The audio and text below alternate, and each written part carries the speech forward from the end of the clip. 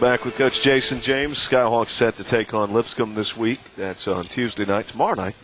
And then Saturday, Middle Tennessee, the opponent. Coach, something interesting happened in the Ball State game. I think you'll appreciate this because you were right in the middle of it all. But I'm sitting there doing the game, and they brought in some of their younger players, and this kid's walking toward me to inbound the ball, and I looked at him, and we made eye contact. I thought, I know that guy.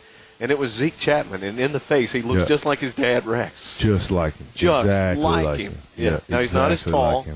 Doesn't quite have the leaping ability. He's more of a three-point shooter. But he looks exactly like him. Yeah. Like Rex spit him out, man. Yeah. Exactly like him. That was interesting to me. Coach, we got Lipscomb coming up. The stat guy, Rhino, has told us that your first season as an assistant was in 2002, right? Yes.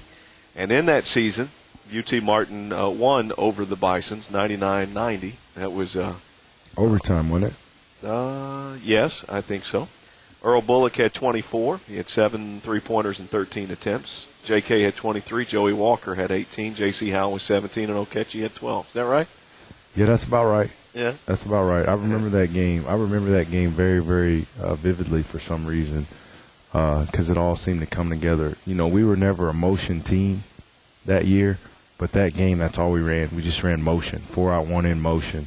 And, man, our guys were really good. JC was really, really good that game. He was catching the ball at the top of the key, penetrating and just creating everything for everybody. Man, I remember that because Brett kept looking at me, what do we run? And I said, don't change it. Yeah. Keep running, post interchange. I mean, I remember that game. And I think that was the first or second year of their new arena. Which is very nice. Very, very nice. It was a good game. JC's the one player he decided to leave, and I don't know if he didn't continue playing basketball, did he? No. And I would love to have known how he would have affected our team if he would have stayed. Man, because JC's one of those guys who you probably take every year in the OVC if you could, just because he's 6'7", he's bouncy, he's tough, he knows how to play, he's a great leader, he plays hard. I mean, they go on and on. The intangibles go on and on for that guy. I mean, he's a guy you take every year in this league if you can find one like him. Last year, you played them again at the Elam Center, a different result in that game. You remember that one well? Yeah, too. I do. I remember it all too well. Played well in the first half. We're probably up 15 or 20.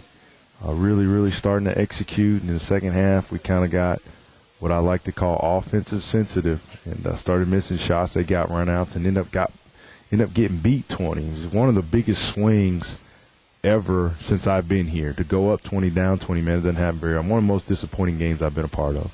What about their team this year? They started off with a slow record, but have played well since. Yeah, they're young, a lot like us. They mix in some older guys, a lot like us. They're very guard-oriented. They can put the ball on the floor. They can get to the rim.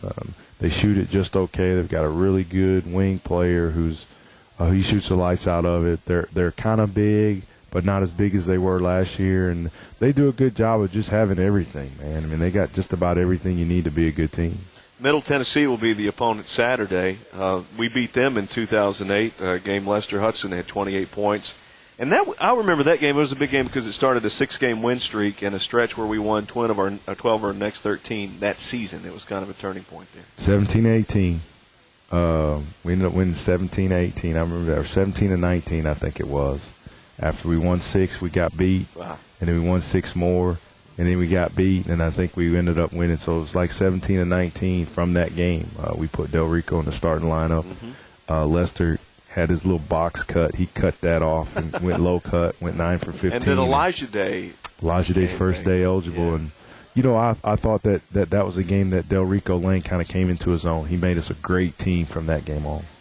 Coach, they're the opponent Saturday, Monty Hale Arena, cool place to play. A lot of local fans have been there because it's where the state high school tournaments are. Yeah, nice place to play basketball. I mean, Coach Davis does a great job of getting people out, and they're as good as they've been since he's been there. And they'll be a hard team to beat.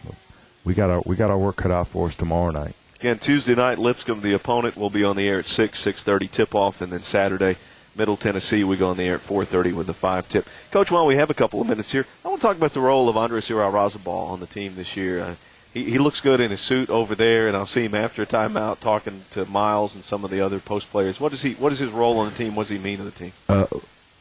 Dre is the liaison between us and the players. I guess he's the kind of go-between. You know, he's he's been through the wars in every way you can imagine.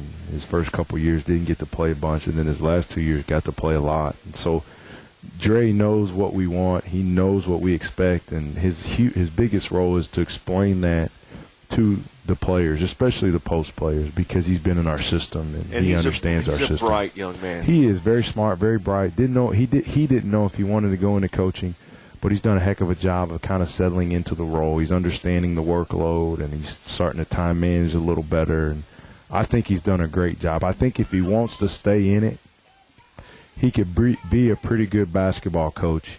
I just don't know. He's so smart, and he's got so many other avenues that he can go down. I don't know if he'll pick basketball or not, but if he wants to stay in it, he could be pretty good at it. I hope he does. Sometimes when you see players that go on to be graduate assistants, you kind of see in their eyes that they wish they were out there on the floor. I really haven't seen that with him. I mean, he really looks like one of the coaches over there. Yeah, I mean, I think Dre's a prime example of when it's time to quit playing. Yeah. It's time to quit playing. You know, the end comes for everybody at some point. Now, my guys don't like hearing this from me, but it's the truth. You know, it comes for everybody at some point. They have to stop playing. For some guys, it's at 22. For some guys, it's at 34. For some guys, it's at 44. But at some point, the ball goes flat. You got to quit playing.